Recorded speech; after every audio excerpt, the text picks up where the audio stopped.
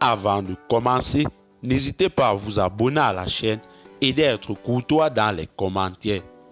Du côté du Mali, les terroristes font la loi dans les villes. En effet, la situation sécuritaire est préoccupante dans le cercle de Goudam.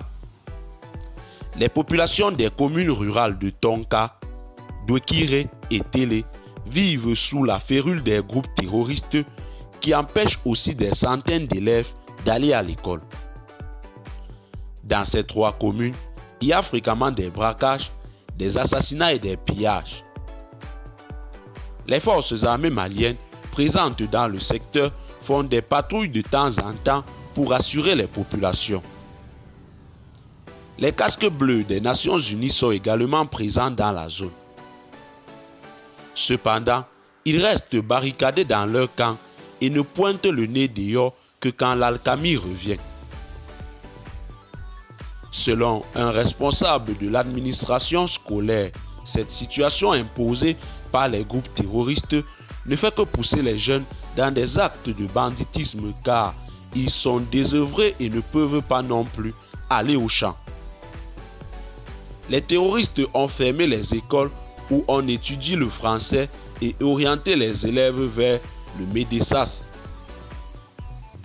Le hic est qu'il n'y a pas suffisamment d'enseignants pour les MEDESAS.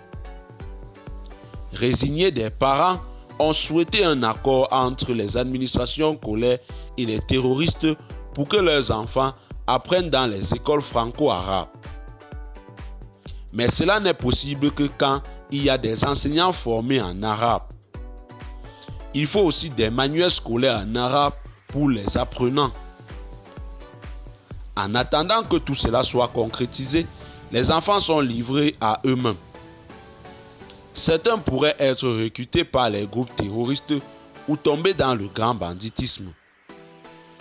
Il faut signaler que les écoles fonctionnent pour le moment dans les communes de Sakan, Gagando, Tiaïcha, Ras Elma, Adjounout, Tilmelsi, Bouma, Issa Beri, Bitagungu, malgré les menaces des terroristes de brûler les classes, de piler les produits des cantines scolaires. Les cours sont régulièrement dispensés par les quelques enseignants présents dans ces communes. Eh bien, chers téléspectateurs, c'est tout pour cette note d'information. Que pensez-vous de cette situation très compliquée qui sévit du côté du Mali?